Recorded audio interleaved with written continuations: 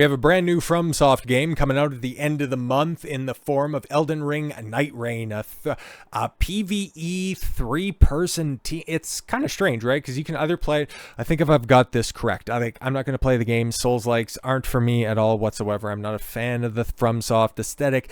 I'm not saying that they're bad. I'm just saying that they're not for me. And, that's the defense that you need to run from, all of this, the very, very loud and very vocal FromSoft fans. Not a game for me. Not saying that your games are bad.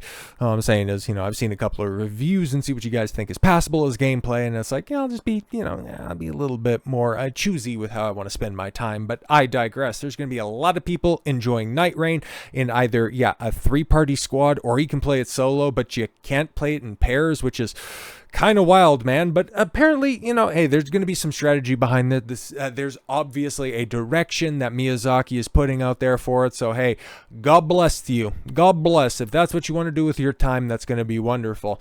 And, whenever we have any type of a FromSoft release, we've seen this last year with the Elden Ring DLC, Shadow of the Erdtree. The game's journos start to complain, they start to get rowdy, and that same talking point starts to come out. Yeah, when are FromSoft games, when are Souls-likes going to be getting difficulty settings? It's going to be happening.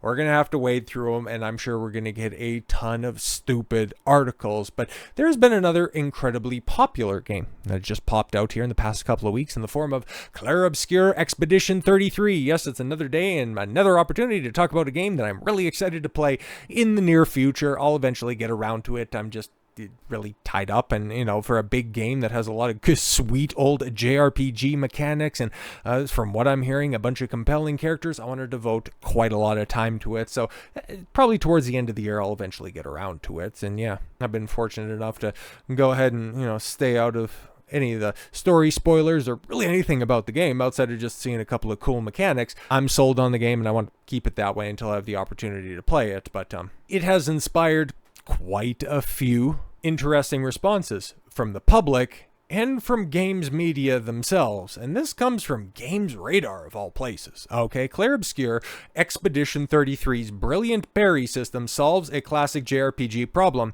I can win any matchup on skill alone. What? So being underleveled is just a state of mind. Whoa, you're telling me that there's a journalist, Oscar Taylor Kent, okay, somebody with 3 first names, okay, you're telling me that you are actually embracing the meme of getting good? You are actually taking personal responsibility for your development, your skills, and your ability to play a game, and not offshoring it to developers or saying that they need to implement things in order for you to be able to play it as a games journalist? What year is this? I'm actually shocked by this type of an article, but okay. So forget reducing damage. Clair Obscur Expedition 33 allows you to completely negate it and hit back with counterattacks to beast mode even the toughest of fights. Okay, Clair Obscur Expedition 33 is a sort of RPG that's not afraid to throw some hulking behemoths your party's way from early on. Even besides dedicated super bosses, it's possible to wander into battles against enemies that tower above the battle camera a short ways into the open world. Yeah, probably the most the most staggering example that immediately comes to mind for me is Final Fantasy VI. The way that you could just go off track, especially when you get to the world of Ruin. That's not too much of a spoiler if you don't know what I'm talking about. The idea like I'm going to be spoiling a game that's over 30 years old. God, Final Fantasy VI, man. Second favorite, probably. Second favorite Final Fantasy game. And no, my first favorite isn't Final Fantasy VII Rebirth. But yeah, man, if you haven't had a fully fleshed out team yet, if you're just Sabin wandering away... you start off as Celis and then you can go get Sabin relatively quickly. But yeah, if you're just Celis wandering around, you can get in some pretty spicy situations. But I guess, that's the second half of the game. But yeah, off rip, running into some very difficult... Final Fantasy 15 if you hang around at night, okay? The Iron Giants will come out, and they'll also mess you up real quick because they're about 30 levels above where you're at. But eventually, they just become, laughable. Because that's another game that I want to like a lot more than it's good. Does that make any sense? Anyways, I got to go back to this for a second because we got to praise a games journalist? Anyways, even besides, yes, dedicated super boss is possible to wander into battles against enemies that tower above the battle camera. I have about as much chance of winning the matchups as I do understanding what Clair Obscur actually means. A page from the Xenoblade Chronicles book, perhaps. Okay, that distinctly open-world RPG is all about meeting your freedoms of exploration at the peril of getting stomped by ginormous roaming creatures. Not quite. Clair Obscur Expedition 33 feels unique in the pantheon of RPGs by how skill-based its battle system truly is. There's always the option to come back later or grind your way through the experience now, but you don't actually have to do so in order to dominate some of the game's toughest enemies. Flexibility is one of the things we most loved about our adventure in Expedition 33, and yeah, I don't want to read any further on that one. That's just simply saying, yeah, I like the game and the mechanics are robust enough that even if you think that you're under-leveled, you still have a fighting chance, and it's something that I want to get good at. And that's the way that, hey, engaging with the game's mechanics, even if you don't think that, your party's set up in order to succeed under traditional ways, you can go ahead and get better and be good at the game. It's a fantastic, and I think that it's a very healthy way to approach really anything in life, let alone a video game or a random encounter. So yeah, shout out to you for having a very measured and a very appropriate response.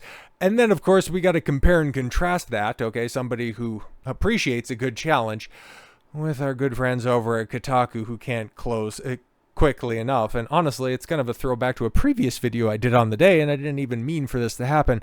Could we be about to enter a skippable boss fight utopia? God, man, this is the most games journalist article to ever games journalist. South of Midnight has shown it's possible without destroying the fabric of the universe. Bro, I just want to watch the story. Why do I have to play the game? It's like, you could literally just watch the cutscenes if that's all you want, but no. This is a quintessential games journalist article. In the gaming world, increasingly built on Souls-like. Okay, like I said before, I'm not a big fan of Souls-like games, okay, but I don't play them. If I don't want to play a game that I know that I'm not going to enjoy or it doesn't appeal to me. Maybe I'd like Souls-like games if I gave them a chance. It's just, I'm not a big fan of the aesthetic. I'm not really a big fan of, sweaty combat and stuff like that, and a bunch of the other stuff I see. Like I said, it's just not for me. Okay, I don't need to get into the specifics. I don't want to play them. Okay, that's the long and short of it. Might see some other games like Black Myth Wukong. It does kind of appeal to me on a certain perspective, mostly because I like the setting. I like what they're doing out there. Some of the mechanics that I've seen, it's just the FromSoft stuff. I'm good. But then again, I also understand there are other games that are out there. So yeah, you don't have to just simply play Souls-likes. They are increasingly popular. It's just you can literally go elsewhere. You can go take up tennis. Where the concept of the boss battle becomes a central game mechanic. Some of us have been left behind. No, man. Look elsewhere. Okay. The gaming industry doesn't owe you anything. Oh, right. That's kind of, well, actually, that's like the basal truth when it comes to really any entertainment or any sort of consumer medium. But this is the type of thinking, this is the thought process that has led to the collapse of the Western gaming industry and also the games journalist space. They think they're owed, okay, that the world owes them something. Anyways, I've always hated boss fights. Bro, you don't like video games. Just say the quiet part out loud. You would much rather be talking politics. You work for Kotaku. We already see that pipeline, okay? A bunch of failed political pundits come over and then just lament the gamers and how they're all right-wing bigots, grifters, and chuds. And then ultimately you get turfed and then you just, sign up for Blue Sky or whatever the liberal echo chamber equivalent is at the point. You get handed your pink slip. I've always hated boss fights, and while I have no interest in convincing anyone else to agree with me, I'm just gonna write this puff piece in tears and crayons or your mom's favorite shade of lipstick. I have long lamented the lack of accommodation made for the many other people who are already with me. Bro, there's like 6 of them and they all work at Kotaku. Actually, I think there's like 5 people, including the janitor. So yeah, I think the janitor probably thinks you're a pussy. But sniff the air, something's changing. No, you probably should change, probably because you stink. But then again, because you work at Kotaku and you probably get like 3 cents per article, you probably can't afford laundry detergent. I recently loaded South of Midnight. Oh, you're one of the 164 other people? Cool. Interested to check out such a gorgeous looking game. Yeah, see, this is what I care about. I love graphics. Yay. It's kind of like how, oh my God, this still bugs me, man. Like this still sticks in my craw, and how more people haven't brought up what the rebranded Halo Studios led their charge with. It's like maybe it just goes to show just how dead Halo as a franchise is. But when they came back, it's like, guys, we're no longer 343 Studios. We know that they kind of ran the IP into the ground, but hey guys, we're going back to basics, okay? You know, we're really going back to what made Halo great, and that is cutting edge visuals. Bro, just fucking stop it. You're so pathetic. But yeah, no. I play games because what ends up looking good. If we're going to be completely honest, as somebody who is a gamer for better or for worse, okay, the last time that we really had a big leap in graphics was probably going into the Xbox 360 PS3 era. Like, things have really stagnated since then. Like, a lot of those games that are getting remade don't really look a hell of a lot better than they did back when they first released in 2006, if we're going to be completely honest. But yes, interested to check out such a gorgeous looking game. I was immediately delighted by the art and the extraordinary performances in the cutscenes. Yeah,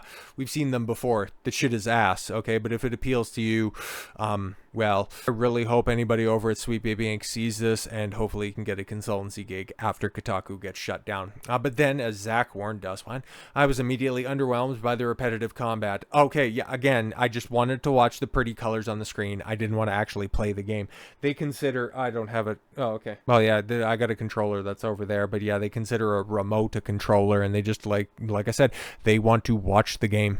However, while idly fiddling around with the game settings to see what was what, I saw a toggle I absolutely was not expecting. Boss skip option. Bruh.